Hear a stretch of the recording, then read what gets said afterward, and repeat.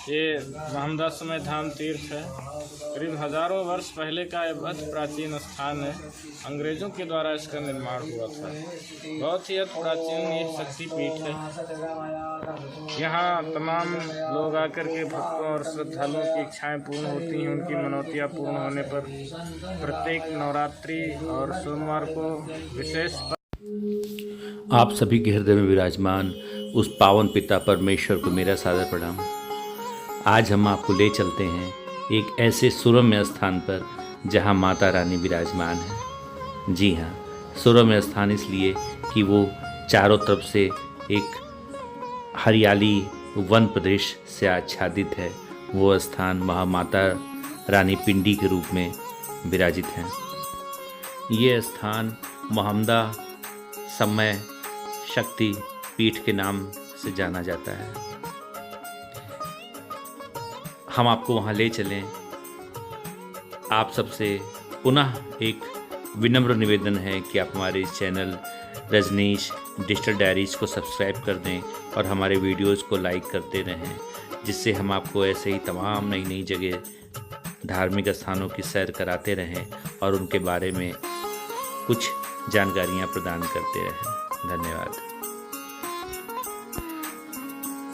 जब आप बहराइच शहर से भिनगा रोड पर बढ़ते हुए आगे आसाम चौराहे पर या कल्पीपारा चौराहे पर पहुंचेंगे तो बाईं तरफ आसाम रोड पर निकलने पर लगभग 4 या 5 किलोमीटर चलने पर फ्लाईओवर के पहले एक रास्ता दाईं तरफ कट जाता है। कच्चा रास्ता है। वहां से उस कच्चे रास्ते पर चलते हुए लगभग 1 किलोमीटर दूर चलने पर ये सुरम्य स्थान आपको मिलेगा, जहाँ पर माता भगवती पिंडी रूप में विराजमान है। यहाँ पर हर सोमवार को या नवरात्र के दिनों में अच्छी खासी भीड़ होती है। माँ के भक्त दूर दूर से अपनी मुरादों को लेकर माँ से प्रार्थना करते हैं और उनकी मुरादें, उनकी इच्छाएं पूर्ण होने पर वे माता भगवती के सामने नतमस्तक होते हैं और उनके दर्शन बार बार करते हैं। जय माता की। शास्त्रों में शरीर को पुर या दुर्ग कहा गया है, जिसमें आत्मा के रूप में पुरुषोत्तम या शक्ति के रूप में दुर्गा निवास करती हैं। दुर्गा सप्तशती में आता है, या देवी सर्वभूतेषु शक्ति रूपेण संस्थिता नमस्तस्यै नमस्तस्यै नमस्तस्यै नमो नमः। अर्थात जो देवी सभी प्राणियों में शक्ति रूप में स्थित है, उन्हें बारंबार मेरा प्रणाम है, नमस्कार है। मनुष्य की रूप, रंग, जाति, धर्म, शिक्षा, भाषा, संस्कार, आर्थिक स्थिति जैसे विविधताओं से हम भली प्रकार परिचित हैं।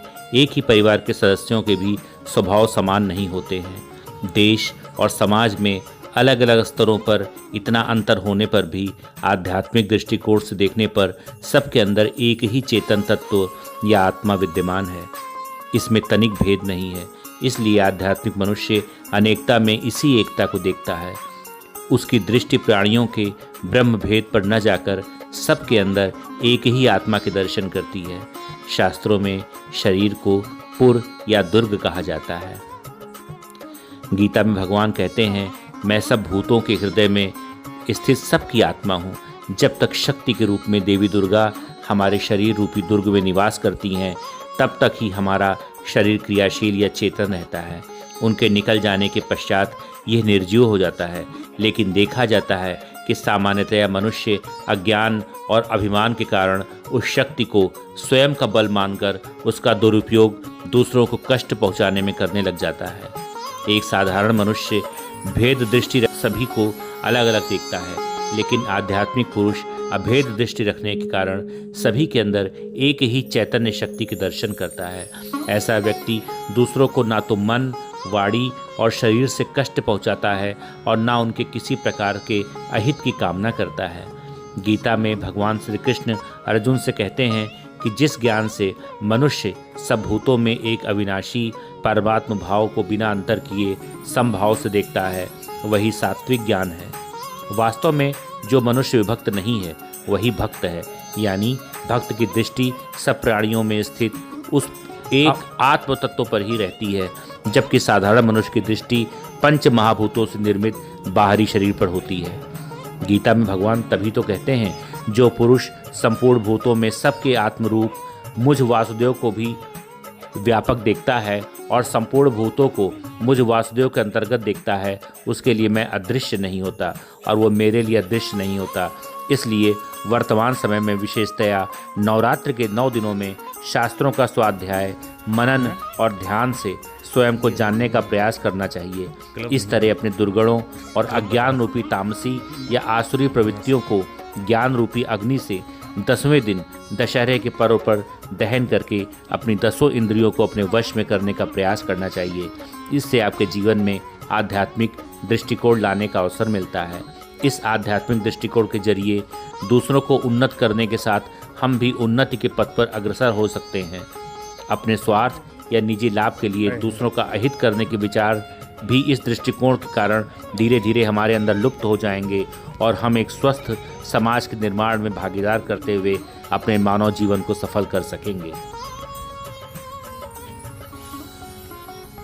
इस समय आप उस खूबसूरत माता रानी के दिव्य स्थान पर, उस शक्तिपीठ पर उपस्थित हो चुके हैं।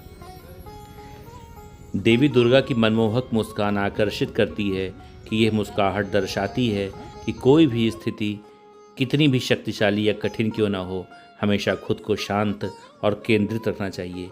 माँ दुर्गा की आंखें जीवन में दृष्टि का चित्रण करती हैं।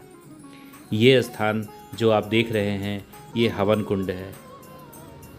यहाँ देवी देवताओं की शक्तियों को बढ़ाने के लिए अपनी मनौतियाँ पूर्ण होने के उपरांत, व्रत इत्यादि पूर्ण होने के उपरांत हम सभी आकर हवन इत्यादि करते हैं।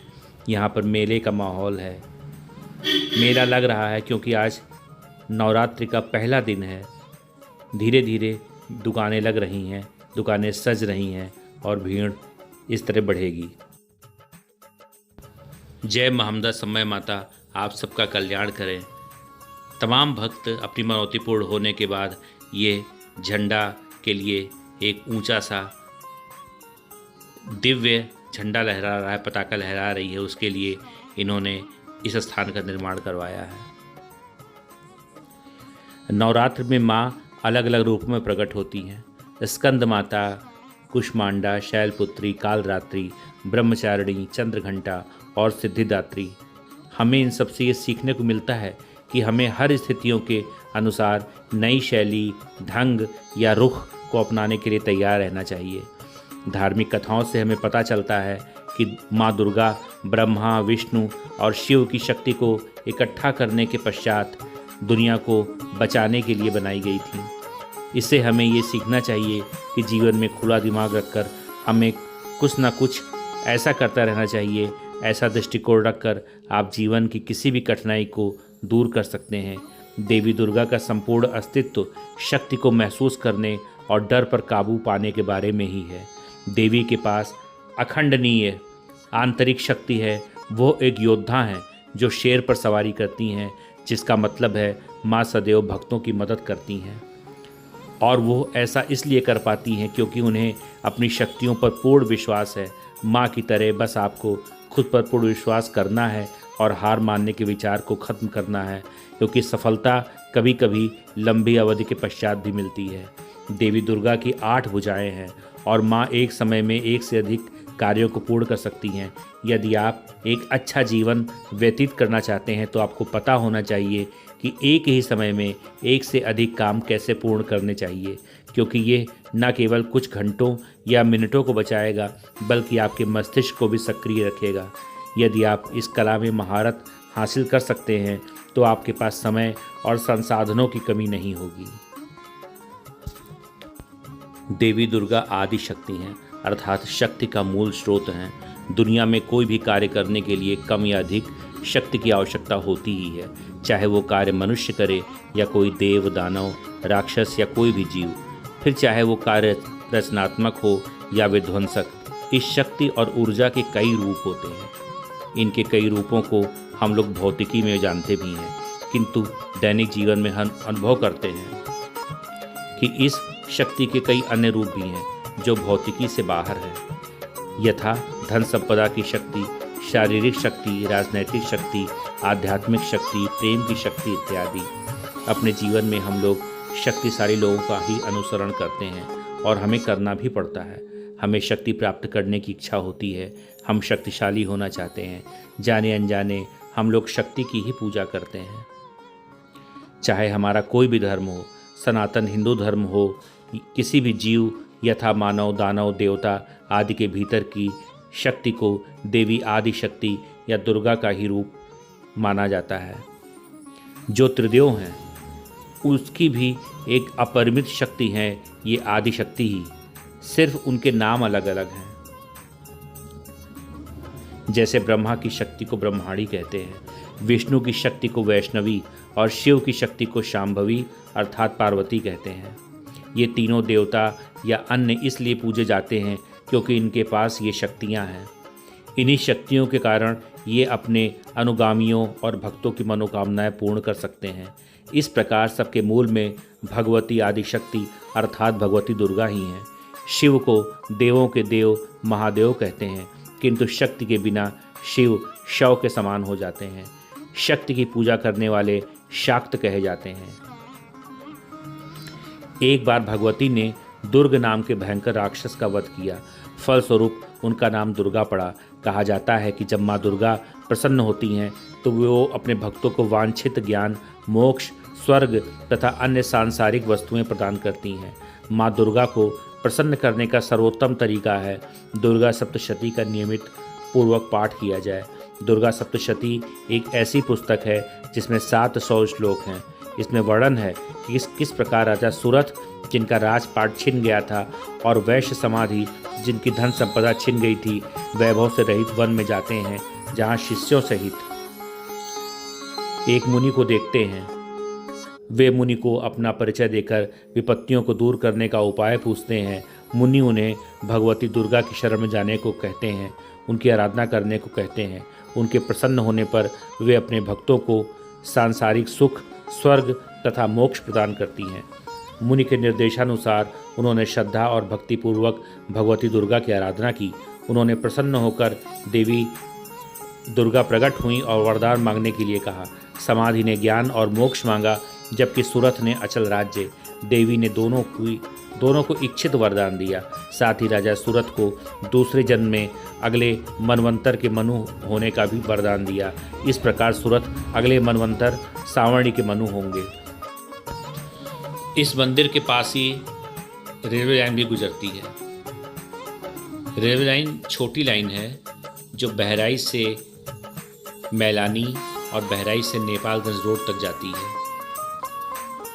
हम आपको ये पीछे देखिए, ये खूबसूरत मंदिर दिख रहा है। कितना दिव्य स्थान और मनोरम स्थान प्रतीत हो रहा है, जिसका शब्दों में वर्णन कर पाना संभव नहीं है। माता रानी ने अपने चारों तरफ, अपने मंदिर के चारों तरफ हरियाली बिखेर रखा है। ये देखिए, हम रेलवे ट्रैक पर चलने की कोशिश कर रहे हैं और ये हम ट्रैक पर लगभग आ चुके हैं।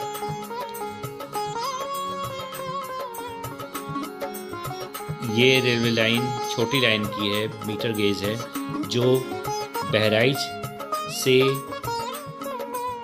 रुपैडिया और नानपारा जंक्शन है, नानपारा से एक लाइन चली जाती है मैलानी की तरफ, और ठीक इसी के बगल में ये पुल है।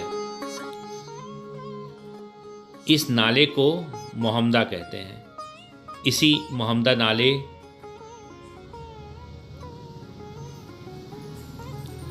पर हम चल के दिखाते हैं आपको। इसके ऊपर देखिए कितना खूबसूरत दृश्य है।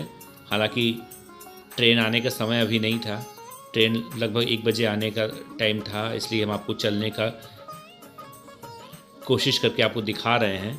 नहीं तो इस पर जाने का, इस पुल पर, इस ट्रैक पर जाने का कोई सवाल ही नहीं उठता था।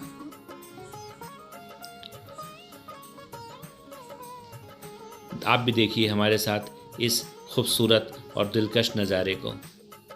नीचे पानी है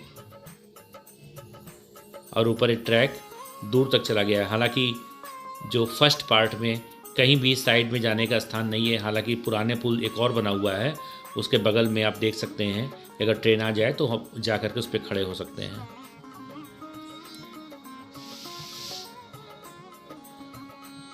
भक्तजनों के लिए ये एक मनोरंजक स्थान सिद्ध होता है। माता रानी के दर्शन के साथ साथ वे प्राकृतिक रूप से यहाँ के खूबसूरत दृश्यों को अपने कैमरों में कैद करते हैं और यहाँ की खूबसूरती का अनुभव करते हैं। मैंने भी सोचा क्यों ना मैं भी एक छोटा सा वीडियो बना लूँ जो हमेशा याद रहेगा, एक यादगार के रूप में हमारे साथ रहेगा। अब आइए चलते हैं माँ के मंदिर में। ये शिवलिंग है, मंदिर के बाहर स्थापित है।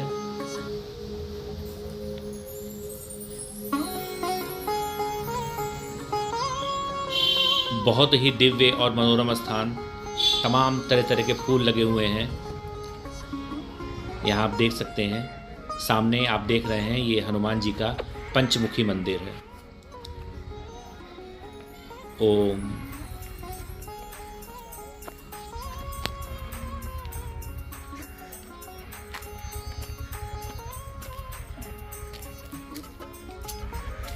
जय हनुमान ज्ञान गुण सागर, जय कपीस तिहु लोक उजागर। रामदूत अतुलित बलधामा, अंजनी पुत्र पवन सुत नामा। महावीर विक्रम बजरंगी, कुमति निवार सुमति के संगी। कंचन वरण विराज सुवेसा, कानन कुंडल कुंचित केसा। हाथ वज्र और ध्वजा विराजे, कांधे मूंज जनेऊ साजे। शंकर सुवन केसरी नंदन, तेज प्रताप महाजगवंदन। विद्यावान गुणी अति चातुर, राम काज करिबे को आतुर। प्रभु चरित सुनबे को रसिया, राम लखन सीता मन बसिया। सूक्ष्म रूप धरि सिंह दिखावा, विकट रूप धरि लंक जरावा। भीम रूप धरि असुर संहारे, रामचंद्र के काज संवारे। लाए सजीवन लखन जी आए, श्री रघुवीर हर्षि उर लाए। ये है दुर्गा माता का मंदिर। जय माता रानी की, जय माता रानी की। सर्वमंगल मांगल्ये शक्ति रूपेण संस्थिता, नमस्तस्यै नमस्तस्यै नमस्तस्यै नमो नमः। जय माता की, जय माता रानी की। ओम जयंती मंगला काली, भद्रकाली कपालिनी। दुर्गा क्षमा शिवा धात्री, स्वाहा स्वधा नमोस्तुते। जय माता की, जय माता की। या देवी सर्वभूतेषु शक्ति रूपेण संस्थिता, नमस्तस्यै नमस्तस्यै नमस्तस्यै नमो नमः। और ये मंदिर का जीर्णोद्धार कराया जा रहा है विधायक महसी के द्वारा, श्री सुरेश्वर सिंह, जो इस भव्य मंदिर का शिलान्यास करवा रहे हैं। अगर आप सभी इस मंदिर में कुछ अपनी दान दक्षिणा इत्यादि देना चाहते हैं तो आप सबसे विनम्र निवेदन है कि आप इस मंदिर में आकर के जो भी आप कर सकते हैं उससे सम्मिलित होकर के पुण्य के भागी बने। ये हैं महंत श्री नारायण मुनि, जो इस समय महमदा समय धाम के गद्दी पर आसीन है।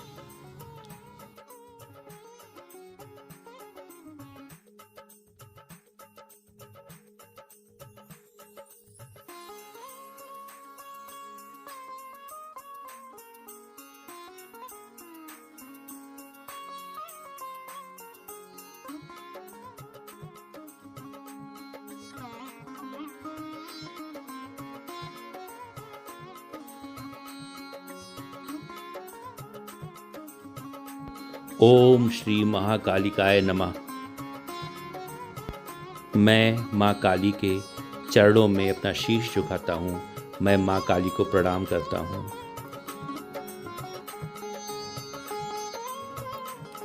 हे काली देवी, मेरी काली माँ आनंद से भरी हैं। अपने प्रफुल्लित आनंद में आप नृत्य करती हैं। इस संसार में जो कुछ भी होता है वो आपकी ही कला और प्रेरणा से होता है। जय माता रानी की, जय माँ काली की, जय माँ काली की। ये निर्माणाधीन मंदिर है, इसका जीर्णोद्धार करवा रहे हैं विधायक श्री सुरेश्वर सिंह जी। यहाँ के ग्रामवासियों ने, आसपास के भक्तों ने बताया। बहुत ऊंची मंदिर सर बनी। बड़ा वाला टावर इतना देंगे सर। कहाँ टावर का? ऊपर और ना? हाँ तो जाएगा ही। ऊंचा जाएगी। अच्छा देख सकते हैं। तो आप तो बहुत दिन से यहाँ पे रह रहे होंगे। हाँ सर, बहुत दिन। घर कहाँ पड़ता है आपका? तो हम तो छोट हैं? उचवा पुरानी के पास में। अच्छा अच्छा, ऊंचो पुरानी है सर। जी जी। मोहना जी। जी। बहुत सर बचपन है। 嗯 बहुत सर बचपन है। 嗯 बहुत सर बचपन है। 嗯 हम भी यहाँ दूसरी बार आए हैं, एक बार बहुत पहले आए थे, करीब 7-8 साल पहले। जी जी सर जी तब ये लाइन के किनारे किनारे से आए थे जी इधर जी से। जी जी वही रास्ता सर। हाँ। जी जी वही रास्ता। आज इधर से बड़ा ढलान पड़ता है, हमको लगता है बनवाया क्यों नहीं यहाँ के लोगों ने? जी सर बन गया, बहुत खराब है सर, बहुत रद्दी रास्ता हो गया, बनना चालू होएगा सर अब चालू हुआ है। हाँ।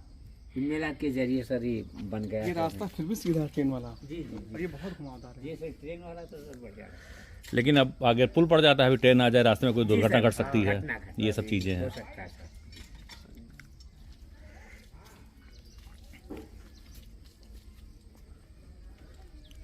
माता जी सर पेड़ पे बैठी रहती थी बस वो तो है ही है। सर, ऐसे हम लोग दूध पिलाते थे सर, ला के कुल्हड़ में सर।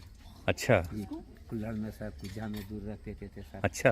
माता जी पीती थी, बढ़िया दर्शन होता था जी। अरे वाह। तो सर बचपन से सर यहाँ रहने कैसे वाले माता जी यहाँ बैठी थी मतलब? जी जी सर, माता जी दर्शन देती थी जी, दूध पीती थी। हाँ हाँ जी सर, जिसके यहाँ सर पहली भैंस बच्चा देती थी, हाँ हाँ गैया है हाँ सर, हाँ। लाके कुल्हड़ में सर दूध भर के रख दिया जाता है जी, अच्छा। पेड़ के ऊपर। माता जी पीती थी सर, और दर्शन देती, बाकायदा दर्शन देती। वाह, ये तो चमत्कार है ये। जी सर, टाइम का है अब सर। अच्छा, तो बचपन से भी बहुत पहले की बात है ये? जी जी सर, जी सर, जी सर,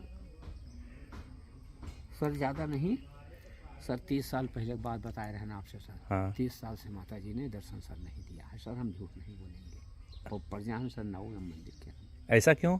सर, उनकी महिमा सर। हाँ। ऐसा सर कि कुछ माता बहनें आई थी दर्शन करने के लिए, जी। तो सर उसमें कोई माता बहनें एक रही हाँ जो वो सर नापाक थी। हाँ, अपवित्र कर दिया उसको।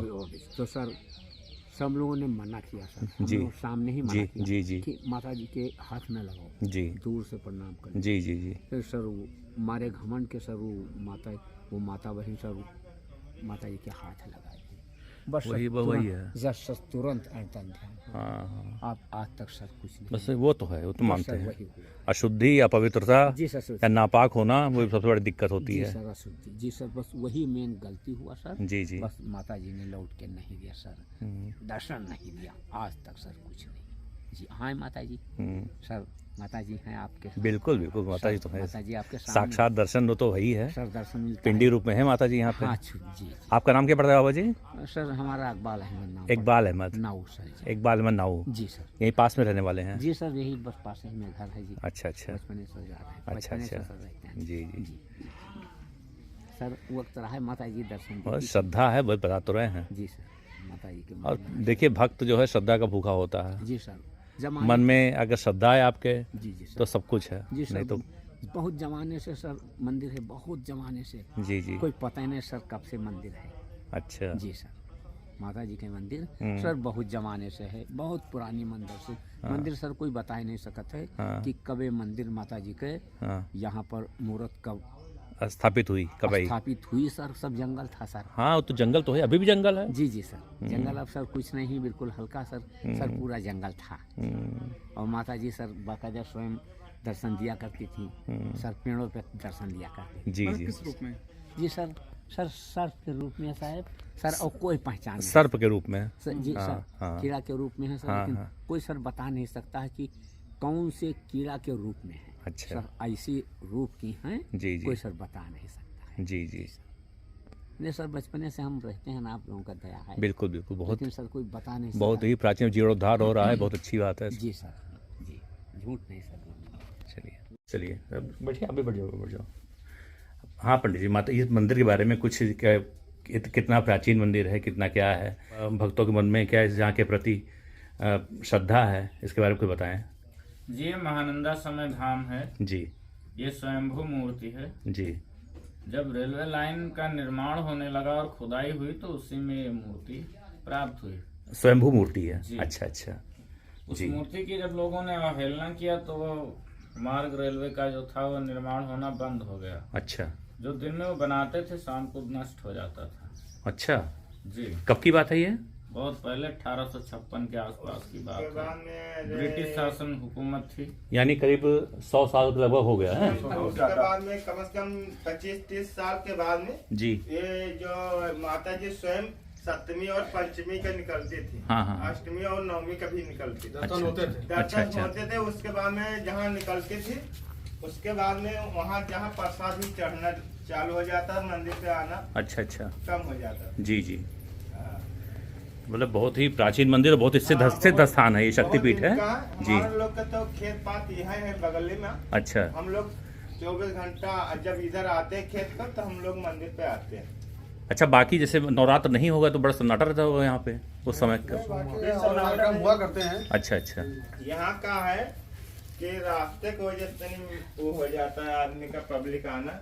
हाँ रास्ता तो बहुत खराब है, रास्ते की हमको लगता है बरसात पानी में भर जाता तो होगा यहाँ की जितनी पब्लिक जुटती थी पहले जी। कि यहाँ पे जगह नहीं मिलता था, ये पूरा सब भर जाता था। हाँ हाँ, अभी तो अच्छी अच्छी दुकान लग रही। खाली पहले आदमी बसाता बेचता था तो कुंटल 2 कुंटल बसाता खाली कुंटल बिकता था। 5 कुंटल बतासा है तो बिक जाता। हम लोग भी छोटे पर आते थे इस रास्ते से, लाइन से होकर 5 कुंटल बतासा अक्सर खाली बेच लिया था। जो रास्ता से और उसके बाद में स्वयं माता जी दर्शन देते थे। उसके बाद में उनका हाथ में अपन दूध डाल के पी लेते तो पी लेते।